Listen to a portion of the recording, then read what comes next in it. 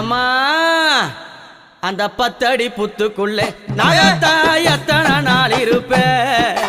10 அடி புத்துக்குள்ளே நாகத்தா எத்தனை நாள் இருப்பேன் பாலாத வாத்து வச்சேன் நாகத்தா பருகிட வாரும் அம்மா நான் பாலாத வாத்து வச்சேன் நாகத்தா பருகிட வாரும் அம்மா 10 அடி புத்துக்குள்ளே நாகத்தா எத்தனை நாள் இருப்பேன்